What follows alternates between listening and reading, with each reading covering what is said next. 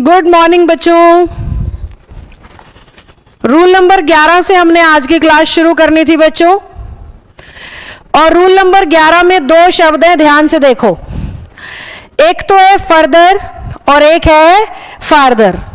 Further शब्द आता है आगे की तरफ के लिए। फर्दर शब्द किस लिए आता है?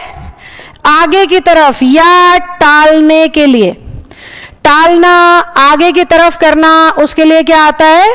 फर्दर शब्द, या इंग्लिश में जिसे पोस्टपोन कहते हो उसे इंग्लिश में क्या कह देते हैं? दूसरे शब्दों में फर्दर। जबकि फार्दर आता है किसी से दूर, यानी सीधी सी भाषा में ये डिस्टेंस दिखाने का काम करता है। तो जहां पे भी आप डिस्टेंस दिखाएं वहां पे आप फार्दर लगाएं, जहां पे भी आप फर्दर लगाना चाहते हैं उसका मतलब होगा और आगे अब क्या।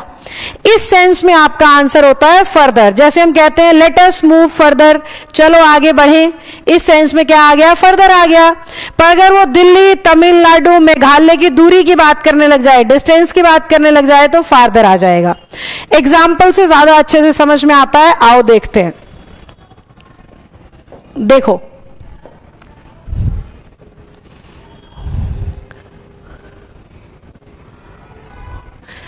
पहला question, we can decide it only after farther investigation. जबकि होना क्या चाहिए? Further investigation.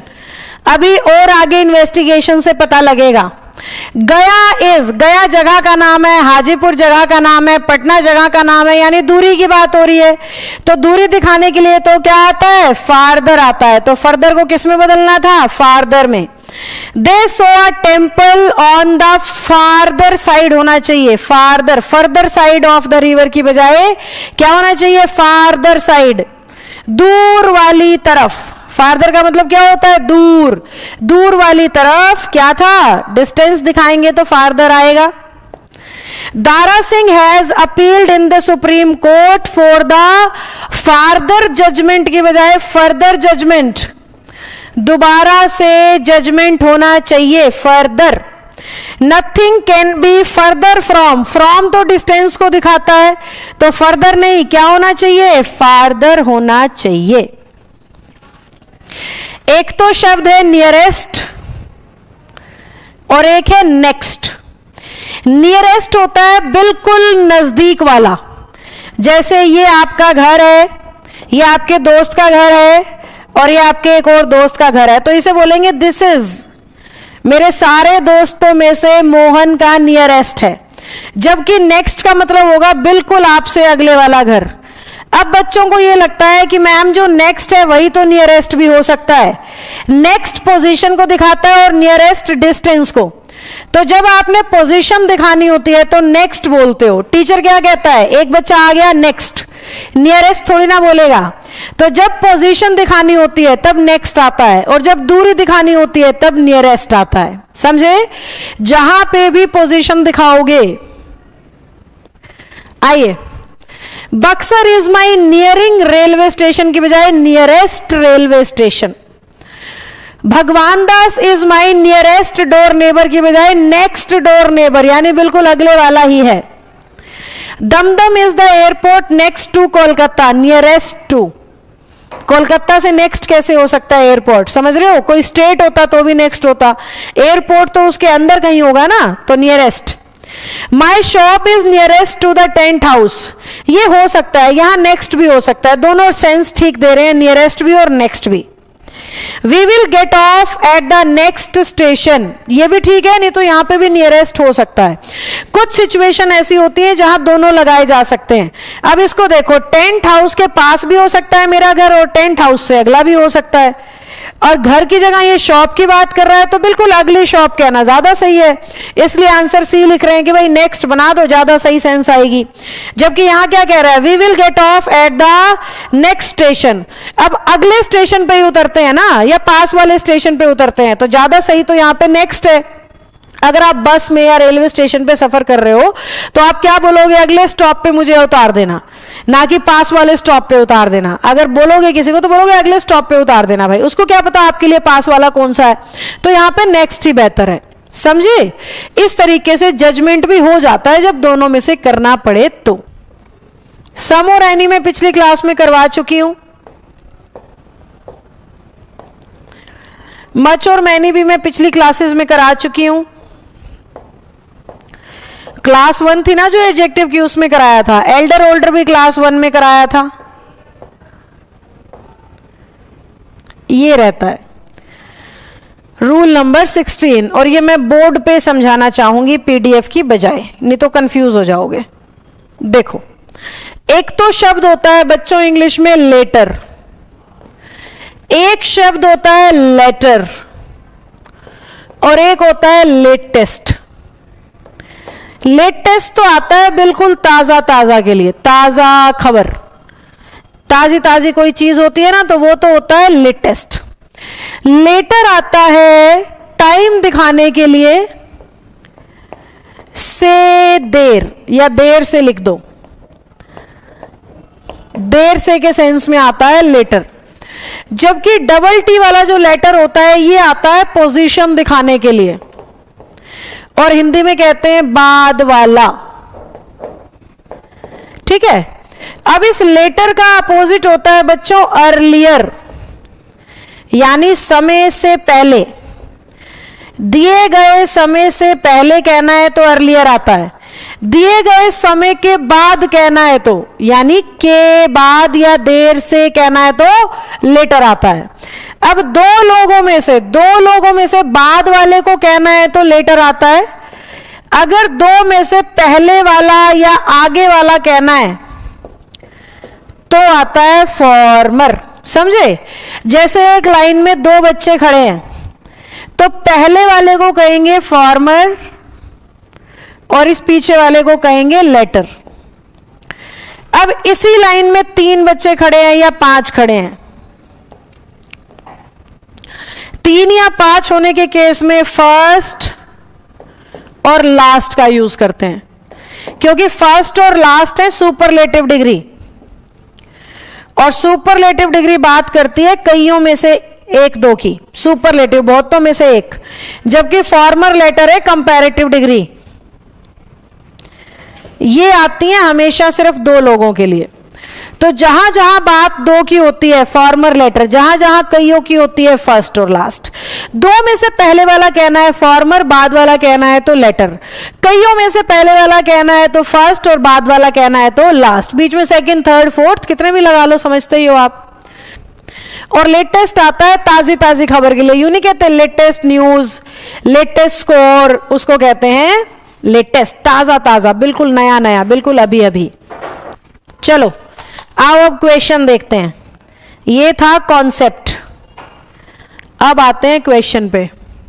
पहला question, of the 2 principles he put forward the last one. 2 ही तो प्रिंसिपल हैं, तो 2 प्रिंसिपल के लिए फर्स्ट लास्ट थोड़ी ना आएगा, लेटर 1 आएगा। ही पुट फॉरवर्ड द लेटर 1, 2 के लिए तो कंपैरेटिव डिग्री आएगी। ऑफ कोलकाता, मुंबई एंड दिल्ली, अब 3 हो गए। देखो, द लेटेस्ट की बजाय द लास्ट कर लो। The last has the largest number of motor vehicles, obviously Delhi में ही है, ज्यादा मोटर व्हीकल है ना, तो लास्ट होना चाहिए। देखो, बात 2 की हो तो फॉर्मर लेटर, 2 से ज्यादा की हो तो फर्स्ट लास्ट। समझ गए? अब मैंने यहां पे लास्ट को लेटर ही क्यों बनाया, क्योंकि लास्ट भी पीछे वाले की तरफ इशारा करता है और लेटर भी। यहां मैंने लेटेस्ट का भी लास्ट बनाया क्योंकि यहां में हिंट मिल रहा है कि दिल्ली में ज्यादा होते हैं। This article on embezzlement was published in the last issue, नहीं latest issue। आर्टिकल पब्लिश होने की बात लेटेस्ट इशू में होती है। समझे? You are more late than की बजाय लेटर देन, क्योंकि जब हम टाइम में देरी दिखाएंगे तो किसका यूज होता है, लेटर का होता है, और ये लेट की ही कंपैरेटिव डिग्री होती है। लेट का ही कंपैरेटिव लेटर होता है बच्चों। और अगले रूल पे बढ़ गए हम। Few little, a few a little, ये भी मैं आपको पैनल पे समझाती हूं। ये इंपॉर्टेंट है, इसमें बहुत बच्चों के नंबर भी कटते हैं, तो ध्यान से देखो। फ्यू और लिटल, सबसे पहली बात तो आपको यह पता होना चाहिए, फ्यू हमेशा काउंटेबल नाउन के लिए आता है और लिटिल हमेशा अनकाउंटेबल नाउन के लिए आता है। फ्यू काउंटेबल को दिखाता है और लिटिल अनकाउंटेबल को दिखाता है। फ्यू का ही इंटेंसिटी बढ़ा के ए फ्यू लिखते हैं या दा फ्यू लिखते हैं। ऐसे ही लिटिल की भी इंटेंसिटी बढ़ के ए लिटिल यूज होता है या दा लिटिल होता है। अब इन दोनों में डिफरेंस क्या होता है? फ्यू और लिटिल का मतलब होता है ना बराबर या जीरो से भी कम। ए फ्यू और ए लिटिल का मतलब होता है कुछ या थोड़ा बहुत, कुछ या थोड़ा बहुत। दा लिटिल और दा फ्यू का मतलब होता है जितना भी है सारा, जितना भी है सारा का सारा। तो बेसिकली आपको यह पता करना पड़ता है कि बात ना बराबर की हो रही है, बात थोड़े बहुत की हो रही है या सारे के सारे की हो रही है। अब कैसे पता लगेगा मैम? देखो, एग्जामिनर ने कहा after dash rest I felt better. After dash rest I felt better. उसने ऑप्शन दिया लिटिल, ए लिटिल, तीसरा ऑप्शन दे दिया दा लिटिल और चौथा ऑप्शन दे दिया फ्यू। तो अब हमारे बच्चे को क्या पता होना चाहिए? हमारे बच्चे को यह पता होना चाहिए कि रेस्ट तो अनकाउंटेबल है, तो फ्यू तो आएगा नहीं। अब लिटिल का मतलब होता है ना के बराबर। ना बराबर रेस्ट करने से अच्छा महसूस नहीं होता, या सारा का सारा रेस्ट तो हो भी नहीं सकता, है ना। तो इसलिए यहां पे सुटेबल आंसर क्या बनता है? A little. After a little rest, थोड़ा सा आराम, कुछ देर रेस्ट करने के बाद, यूं ही कहते हो ना कुछ देर आराम कर लूं, तो वो कुछ देर मतलब लिटिल कभी ऐसा बोलते हो, ना बराबर आराम कर लूं, जितना भी आराम कर लूं, समझते हो। तो उस लॉजिक से क्या होना चाहिए? ए लिटिल होना चाहिए। तो अगर आपको शब्दों का मतलब पता है तो सेंटेंस का सेंस देख के समझ में आ जाएगा वो क्या कहना चाहता है। देखो अब एक और क्वेश्चन बनाऊंगी, ध्यान देना। उसने कहा give me dash food you have. Give me dash food you have. क्या सेंस आ रही है? Give me dash food you have. Give me the little food. क्यों? क्योंकि उसने पीछे यू हैव लिखा है, यानी जितना भी आपके पास है वो सारा दो। अगर यहां पे यू हैव नहीं होता तो give me a little food हो सकता था। कोई आपके घर पे मांगने आता है तो कहता है कुछ खाने को दे दो, समझे। पर अगर वो ये बोलेगा जो भी रखा है वो खाने को दे दो, तो जो भी रखा है यू हैव, तो वो जो भी रखा है वो दे दो, यानी द लिटिल, समझे। ये चीज मुश्किल भी इसलिए है कि हर किसी का देखने पढ़ने का नजरिया अलग हो जाता है। तो खूब प्रैक्टिस करना, समझ में आ जाएगा। आर्टिकल में ये मात्र एक चीज है जो आपको कंफ्यूज करेगी, बाकी सारे क्वेश्चन आपसे बड़े आराम से हो जाएंगे, ठीक है। तो द लिटिल अपना सही आंसर बनेगा। अगर यहां से यू हैव हटा दिया जाए ना, सेंटेंस सिर्फ इतना ही हो, गिव मी डैश फूड, तो ए लिटिल आएगा। क्योंकि ना बराबर खाना नहीं मांगते, यही कहते हैं थोड़ा बहुत कुछ खाने को दे दो साहब, तो दैट कुछ खाने को दे दो इज ए लिटिल, जितना भी है वो दे दो the little. Will you please give me little milk for my cat. अब समझ रहे हो, बिल्ली के लिए दूध मांग रहे हो तो ए लिटिल मिल्क तो होना चाहिए। चलो आप ट्राई करो, बाकी ये लो सारे मैं ही कर दूंगी तो कैसे पता लगेगा आपको कितना समझ में आया। आंसर मत देखना। चलो बेटा अब मैं बताती हूं, आई थिंक हो गया होगा। सेकेंड क्वेश्चन है, the doctor says that the patient will recover in few days की बजाय अ फ्यू डेज, क्योंकि पेशेंट रिकवर करेगा तो कुछ दिनों में तो करेगा। ही reached home leaving aside all other work but his father has left the home a few minutes earlier. बिल्कुल कुछ ही मिनट पहले वो निकला था। The girl sang a few songs to entertain the guest. You can make much profit even of little money you have left कह रहा है, तो द लिटल मनी होना चाहिए, यानी जितना भी पैसा आपके पास बचा है उसको भी इस्तेमाल करके आप प्रॉफिट कमा सकते हो, तो द लिटल होना चाहिए फिफ्थ क्वेश्चन में। देखो मेरे में भी यू हैव था, ऐसे ना शॉर्टकट तैयार हो जाते हैं प्रैक्टिस करने से। You have, she has, they had, ऐसा कुछ ऐड किया है, यानी उसका मतलब जितना भी आपके पास है सारे की बात हो रही है, इसलिए आंसर क्या हो जाएगा, द लिटल। 18th पॉइंट ज्यादा इंपॉर्टेंट तो नहीं है, पर सुन लो आप, बहुत ज्यादा ये काम नहीं आता है, बहुत कम आता है ये एग्जाम में, बच्चे को ना सीधा भी पता लग जाता है। इसलिए ये कह रहा है कि एक तो ऑल ऑफ होता है और एक ऑफ ऑल होता है, तो जहां पे आप यूज करो ऑफ ऑल, डिग्री लगाना सुपरलेटिव, जहां पे भी यूज करो ऑफ ऑल डिग्री लगाना सुपरलेटिव, जहां भी यूज करो ऑल ऑफ डिग्री लगाना कंपैरेटिव। कैसे? मैंने कहा ही इज द टॉलेस्ट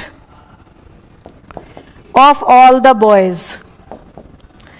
अब इसमें रूल हमें पता हो या ना पता हो कोई फर्क ही नहीं पड़ता, हमें दिख रहा है सारे लड़कों में से किसी एक की बात हो रही है तो डिग्री तो सुपरलेटिव ही आएगी ना, समझे।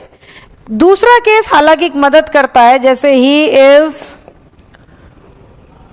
Taller than all of the boys, समझे।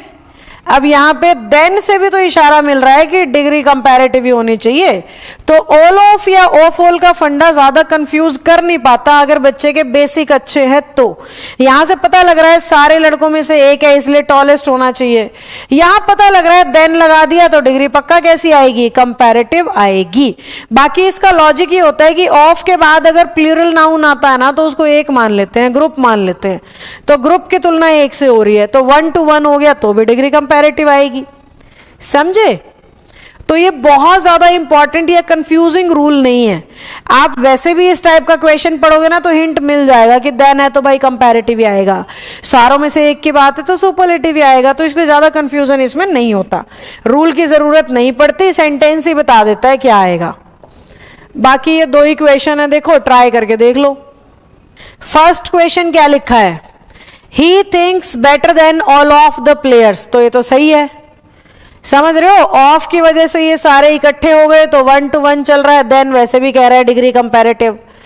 His salary is better than all of you, same है, ये भी बेटर ही होना चाहिए देन की वजह से, तो करेक्ट है। ऑल ऑफ भी बता रहा है कि एक की बात हो रही है। ये देखो ये भी ज्यादा टफ कॉन्सेप्ट नहीं है, ध्यान से सुनोगे तो समझ आ जाएगा।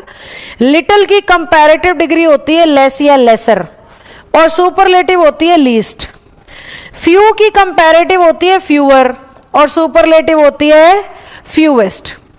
अब क्वेश्चन कैसे बनता है, एग्जामिनर सेंटेंस के अंदर कहेगा he scored less runs in this match,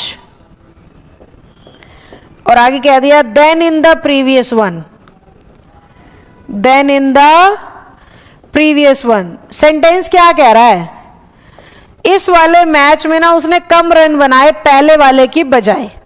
अब बच्चे का ध्यान ये जाना चाहिए कि लिख तो रहे हो रन्स, और रन तो गिने जा सकते हैं, और लगा रहे हो उसके लिए लेस, जबकि लेस तो ऐसी चीजों के लिए आता है जिन्हें गिना नहीं जा सकता, तो लेस की बजाय यहां पे क्या होना चाहिए, फ्यूअर।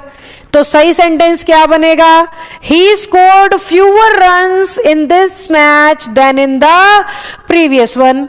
अब ये चीज पढ़ा क्यों रही हूं अगर इतनी ही आसान है तो, आसान जरूर है पर स्पोकन में गलत इस्तेमाल करते हैं बच्चे। अब स्पोकन में गलत कैसे इस्तेमाल करते हैं, हर जगह लेस यूज करते हैं, लेसर तो सुना भी नहीं होता बहुतों ने, और फ्यूअर तो शायद ही कहीं देखा होता है। तो आपने ध्यान ये देना है कि फ्यू और फ्यू द फ्यू काउंटेबल चीजों के लिए आएंगे, तो फ्यूअर और फ्यूएस्ट भी तो काउंटेबल के लिए आएंगे। Little a little the little uncountable के लिए आएंगे, तो लेस और लीस्ट भी तो अनकाउंटेबल के लिए आएंगे, है ना। तो लेस मनी तो ठीक है, पर लेस मैचेस थोड़ी ना होगा, फ्यूअर मैचेस होगा, समझे। चलो बाकी क्वेश्चन से समझोगे। ये देखो, एक मैं करके दिखा रही हूं, फिर दो आपने करने हैं। There were no less than 40 boys. जब 40 लड़के कह दिया तो लेस तो आ ही नहीं सकता, लेस तो अनकाउंटेबल होता है, तो there are no fewer than, ऐसे करना है बच्चों। तो बस ये देखो कि काउंटेबल है तो फ्यूअर फ्यूएस्ट, फ्यूअर 2 के लिए, फ्यूएस्ट 2 से ज्यादा के लिए, अनकाउंटेबल है तो लेस और लीस्ट। लेस क्योंकि कंपैरेटिव है 2 के लिए, लीस्ट सुपरलेटिव है।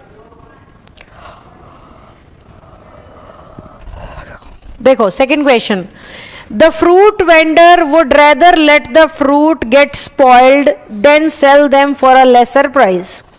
अब प्राइस कीमत को कहते हैं, और कीमत जो है वो अनकाउंटेबल का ही सेंस देती है, तो इसलिए लेसर यहां सही है। Next, the captain declared that his ship has carried no less than 300। यहां क्लियर इशारा मिल रहा है 300 का, तो फ्यूअर होना चाहिए।